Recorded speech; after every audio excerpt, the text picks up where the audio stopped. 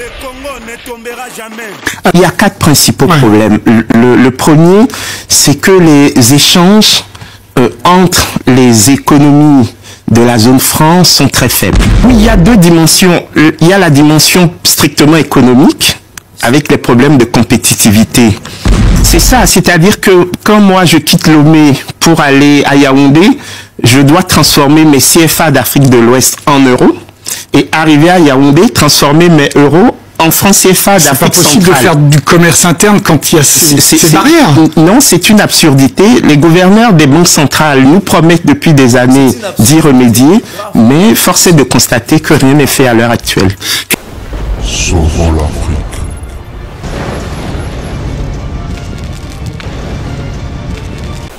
Sauvons l'Afrique. Salut mesdames et messieurs, voici un Africain digne de son domaine de la prédilection. Parce que l'Afrique est en train de partir sûrement vers sa liberté intellectuelle et spirituelle.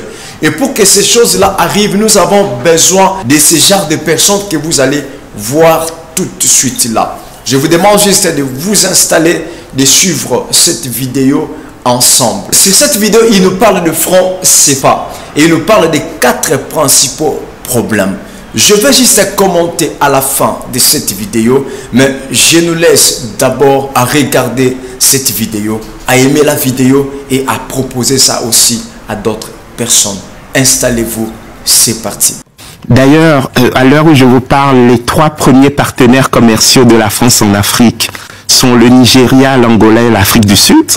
Aucun de ces pays n'utilise le franc CFA. Donc, c'est vraiment de servitude volontaire dont on parle. Il y a 4 principaux problèmes. Le premier, c'est que les échanges entre les économies de la zone franc sont très faibles. Oui, même pas 15%. Voilà, 15%. C'est très faible. L'Union européenne, c'est 60%. Donc ça marche pas. Voilà. D'accord. Et deuxième problème, c'est la compétitivité. Pour des économies aussi faibles que les nôtres, avoir une monnaie arrimée à l'euro, qui est une des monnaies les plus fortes au monde, ça agit comme une taxe sur les exportations et une subvention sur les importations. Donc on ne peut pas s'en sortir quand on est économie faible avec un poids comme ça qu'est l'euro. C'est très simple. En dehors de la Côte d'Ivoire, qui a la manne du cacao, toutes les balances commerciales des économies de la zone franc sont déficitaires. Même quand on a la manne du coton, par exemple? Non, ça suffit pas. Non, ça veut dire qu'on ne mérite pas, en guillemets, un tel taux de change à l'heure actuelle. Oui. Troisième problème, c'est le sous-financement des économies de la zone franc. Vous savez, vous avez un tel bouillonnement d'imagination, d'activité, qui mériterait d'être financé, mais on a un rationnement du crédit. Donc c'est clair, les banques africaines en zone franc ne prêtent ni aux ménages ni aux entreprises. Elles prêtent très peu et quand elles prêtent, les taux d'intérêt sont très élevés, au-delà de 10% en général. En France, on emprunte à 1% à l'heure actuelle. Et quatrième difficulté, c'est qu'il n'y a pas de préoccupation de croissance économique. La seule préoccupation, c'est la lutte contre l'inflation. Et ce qui fait que notre zone est une zone de faible inflation. Vous voulez dire clairement que les économistes, les ministres de l'économie, les chefs d'État africains de la zone franc ne pensent pas à la croissance économique alors que le monde entier ne parle que de ça? Ah oui, on est resté vraiment dans le dogme des années 80. Cette idée que la politique monétaire ne doit avoir comme seul objectif que la stabilité des prix. C'est-à-dire 2% d'inflation. Exactement. Ce qu'on a du mal, même nous, en ce moment, à atteindre. Donc tout ça est lié au franc CFA. Oui, c'est lié à cet arrangement institutionnel qui lie les pays africains de la zone franc à la France via le Trésor français. Et qui repose sur 4 principes rapides. C'est cette parité fixe, également la libre convertibilité, et cette garantie de la convertibilité. Quand vous avez du CFA, en fait, vous avez de l'euro. Troisième principe, la liberté de circulation des capitaux. Quand vous avez du CFA, vous pouvez transformer en euros et placer hors de la zone franc. Et puis, quatrième principe, qui à mon avis est un bon principe, c'est la centralisation des réserves de change.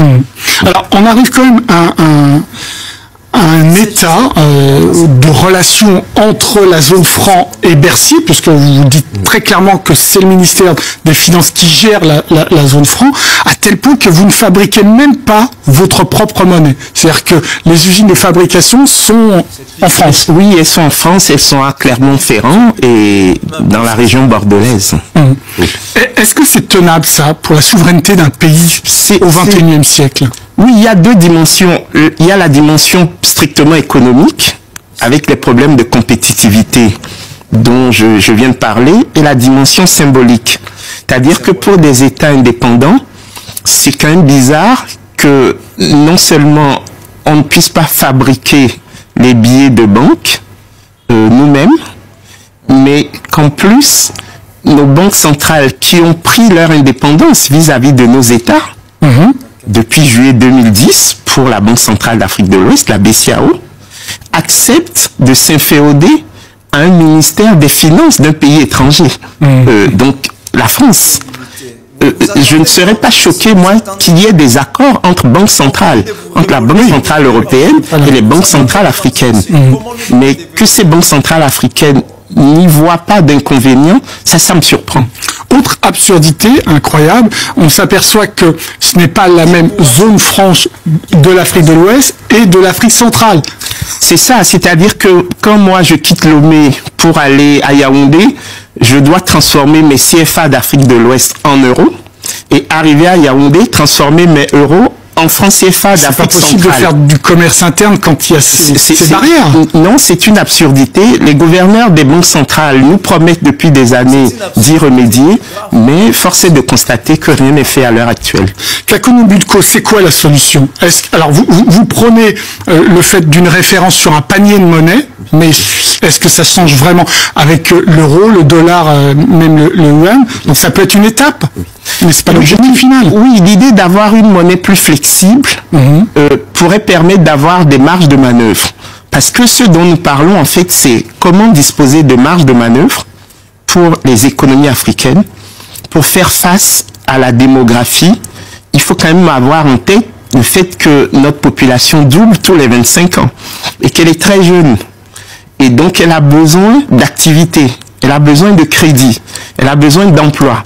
Pour moi, c'est ça l'objectif.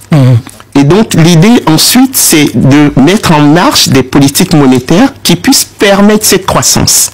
Donc, une monnaie plus flexible permettrait de ne pas avoir la contrainte de devise qui est obligatoire pour garantir une parité fixe. C'est clair que quand il y a une monnaie faible, on peut plus s'exporter, donc il y a en effet plus de business. Mais ça, c'est une étape. C'est quoi l'objectif final qu'a connu Budko? L'objectif final, il est très simple. C'est que l'émergence de l'Afrique devrait passer par la reconquête des instruments de sa souveraineté économique. La monnaie et le budget. Vous voyez, nos budgets sont corsetés dans les critères de convergence imposés par le FMI et la Banque mondiale. Et la monnaie est finalement corsetée dans cette parité rigide avec l'euro. Ça veut dire que nos économies sont financées grâce aux flux d'aide publique au développement, qui sont volatiles, dont nous ne maîtrisons absolument pas les modalités de versement. Et donc, vous voyez, c'est quelque chose qui va au-delà de l'économique. C'est la capacité des pouvoirs publics africains à maîtriser la destinée du développement des sociétés. Alors, vous avez de l'espoir là-dessus ou vous y croyez pas? De toutes les façons, nous n'avons pas le choix. Si nous ne le faisons pas par principe, nous devrions le faire par intérêt, parce que la jeunesse africaine qui monte voudra nécessairement être aux commandes un jour. Voilà, mesdames et messieurs, c'était tout pour cette vidéo.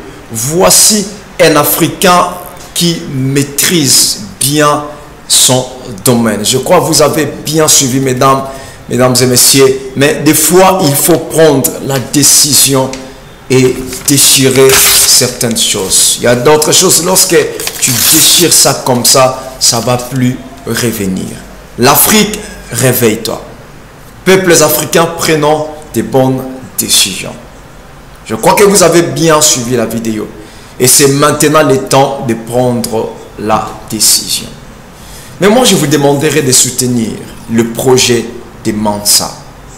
Ce projet de Mansa, ça va vraiment changer l'Afrique sur le plan économique, sur le plan politique, sur le plan de la santé, sur le plan, je dirais même sur tout le plan.